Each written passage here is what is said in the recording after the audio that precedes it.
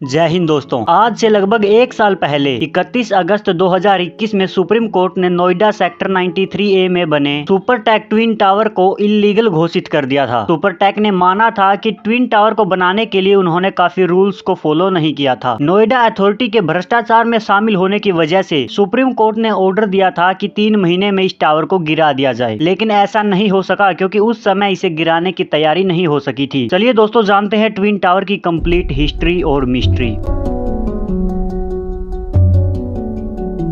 साल 2004 में Supertech emerald court के लिए नोएडा अथॉरिटी ने लैंड अलॉट की। मार्च 2005 को इसकी लीज डीड हुई। लीज डीड एक टाइप का कॉन्ट्रैक्ट होता है जिसमें मालिक और किराएदार के बीच रेंटल बेसिस पर प्रॉपर्टी का यूज किया जाता है। यहाँ प्लॉट नंबर 4 में अलॉटेड लैंड के पास ही जमीन का एक टुकड़ा मेजरमेंट में ज्यादा निकल आया, जिसे बिल्डर ने अपने नाम पर अलॉट करा लिया। जून 2006 में लीज डीड डन हुई। 2 अलग अलग प्लॉट का नक्शा पास होने के बाद दोनों को एक ही प्लॉट पर बना दिया गया। इसी पर सुपरटेक ने एमरोल्ड कोर्ट प्रोजेक्ट का लॉन्च भी अनाउंस कर दिया था। प्लान के हिसाब से इस प्रोजेक्ट में बिल्डर ने 11 फ्लोर्स और 16 टावर्स बनाने की योजना बनाई थी। मैप के हिसाब से आज जिस प्लेस पर 40 स्टोरीज का ट्विन टावर खड़ा था, वहां ग्रीन पार्क दिखाया गया था। 2008-9 में नोएडा अथॉरिटी की तरफ से कंप्लीट सर्टिफिकेट मिल गया था टावर को बनाने के लिए, लेकिन फरवरी 2009 में यूपी गवर्नमेंट ने नए अलॉट के लिए FAR इंक्रीज करने का डिसीजन लिया। FAR का मतलब होता है फ्लोर एरिया रेशियो। ये डिसाइड करता है कि आपकी बिल्डिंग पर कितने फ्लोर्स बन सकते हैं। ये गवर्नमेंट द्वारा डिसाइड किया जाता है और अलग अलग लोकेलिटी के हिसाब से ये अलग अलग होता है, और जितना ज्यादा FAR होगा आप उतने ही ज्यादा फ्लोर बना सकते हैं। FAR इंक्रीज करने के बाद बिल्डर्स को ज्यादा फ्लैट बनाने की छूट मिल गई थी। 2 बार बिल्डर्स ने बिल्डिंग 32 से 40 स्टोरीज तक इंक्रीज करने के लिए होम बायर्स के पास रिवाइज्ड प्लान भेजा। होम बायर्स का मतलब होता है जो लोग रहने के लिए घर या फिर फ्लैट परचेज करते हैं। तीसरी बार रिवाइज्ड प्लान मिलने पर होम बायर्स का सब्र टूट गया और उन्होंने बिल्डर्स को मैप दिखाने के लिए कहा। बायर्स के मैप मांगने पर बिल्डर्स ने उन्हें मैप नहीं दिया। बायर्स ने नोएडा अथॉरिटी से मैप देने की मांग की। इस पर अथॉरिटी ने कहा कि वह बिल्डर से पूछकर ही मैप दिखाएगी। जब कहीं से कोई रिस्पॉन्स नहीं मिला तो 2012 में बायर्स इलाहाबाद हाई कोर्ट जा पहुंचे। कोर्ट के ऑर्डर पर पुलिस ने इन्वेस्टिगेट किया और बायर्स की बात को सही पाया। अथॉरिटी ने बिल्डर्स को नोटिस तो भेजा, लेकिन बायर्स को मैप नहीं दिया गया। मामला कोर्ट में जाते ही एपेक्स और सियान की कंस्ट्रक्शन में तेजी आ गई और महज 1.5 सालों में ही 13 मंजिल से 32 मंजिला स्टोरी की कंस्ट्रक्शन पूरी कर ली गई। एपेक्स और सियान ट्विन टावर की दोनों बिल्डिंग का नाम है। 2014 में हाई कोर्ट ने बिल्डर्स को झटका देते हुए इसे गिराने का ऑर्डर दिया। इसके बाद टावर कंस्ट्रक्शन का काम रोक दिया गया। हालांकि सुपरटेक ने इस फैसले के खिलाफ अपील की थी और मामला सुप्रीम कोर्ट तक जा पहुंचा। सुप्रीम कोर्ट ने 2021 में इस फैक्ट को रेफरेंस देते हुए ट्विन टावर को डिमोलाइज्ड करने का ऑर्डर दे दिया और कहा कि ट्विन टावर की कंस्ट्रक्शन इल्लीगल थी और आज के दिन 28 अगस्त 2022 को दोपहर 2:30 बजे इस ट्विन टावर को गिरा दिया गया। दोस्तों, ये तो थी ट्विन टावर की हिस्ट्री। चलिए अब इससे रिलेटेड कुछ इंपोर्टेंट फैक्ट्स को जान लेते हैं। नोएडा में हाई राइज टावर बनाते हुए 2 टावर्स के बीच की डिस्टेंस 16 मीटर होनी चाहिए, लेकिन एपेक्स और सियान के बीच की दूरी केवल 8 मीटर थी और दूसरे टावरों से इनकी दूरी केवल 9 मीटर ही थी। इन सभी रूल्स एंड रेगुलेशंस का पता होते हुए भी नोएडा अथॉरिटी के अफसरों ने सुपरटेक के बिल्डर्स को बिल्डिंग बनाने की परमिशन दे दी और इसके अंदर 4 IAS ऑफिसर्स को शामिल पाया। इन सभी बातों को जानने के बाद आप समझ गए होंगे कि इस इलीगल बिल्डिंग को बनाने में नोएडा अथॉरिटी का भी हाथ था। चलिए दोस्तों, अब बात कर लेते हैं इस बिल्डिंग को गिराने की। इस बिल्डिंग को गिराने की प्रोसेस काफी ज्यादा इंटरेस्टिंग और साइंटिफिक है। इसे गिराने का जिम्मा एडिफिस इंजीनियरिंग कंपनी ने उठाया था और इसे डिमोलाइज करने के लिए उन्होंने लगभग सारी प्रोबेबिलिटी सोच ली और उनके सोल्यूशन के लिए स्टेप्स भी उठाए। जैसे नंबर 1, ट्विन टावर के अंदर पर्दों का यूज किया गया ताकि ब्लास्ट के बाद पत्थर दूसरी बिल्डिंग में ना जा पाए, और अगर जाते भी हैं तो दूसरी बिल्डिंगों को भी पर्दों से ढक दिया गया। नंबर 2, बिल्डिंग गिरने के बाद उठा धुआं और धूल शांत होने में लगभग 15 से 20 मिनट का टाइम लेगा और इससे बचने के लिए आसपास की बिल्डिंगों को भी पर्दों से ढक दिया गया। नंबर 3, टावर को बिल्कुल सीधा गिराना था। इसके लिए सबसे पहले नीचे ब्लास्ट किया गया और इसके कुछ ही मिली सेकेंड्स के गैप में ऊपर तक ब्लास्ट किया गया, जिससे बिल्डिंग सीधी गिरी और दूसरी बिल्डिंगों को कोई नुकसान नहीं पहुंचा। नंबर 4, अगर दूसरी बिल्डिंगों को कोई नुकसान पहुंचता भी तो उसके उसके लिए भी 100 करोड़ का बीमा किया गया था। साथ ही इसके पास से गुजरने वाली गैस पाइपलाइन का भी 2.5 करोड़ का बीमा किया गया था। नंबर 5, टावर गिरने की वजह से जो वाइब्रेशन हुई उससे दीवारों में टंगी चीजें गिर सकती थी। इसके लिए उन्होंने चीजों को पहले ही उतरवा दिया और लोगों को 100-200 मीटर की रेडियस से दूर भेज दिया गया। इसके लिए 3700 किलो एक्सप्लोजिव का यूज किया गया था और इस पे 17 से 20 करोड़ रुपए का खर्चा आया। बैकअप के तौर पर 2 फायर ब्रिगेड और 5 एम्बुलेंस और 1 यूनिट डॉक्टर्स के साथ साथ पुलिस भी थी। एडिफिस कंपनी ने बताया कि इसके अंदर जो मलबा होगा उसकी कीमत करीब 13 करोड़ रुपए होगी। दोस्तों, ये भारत की सबसे ऊंची बिल्डिंग है जिसे गिराया गया है। इससे हमें यह सीख मिलती है कि चाहे आप कितनी भी ऊंचाइयां छू लें, अगर आपने वो मुकाम गलत तरीके से हासिल किया है तो आपको गिरना तो होगा ही।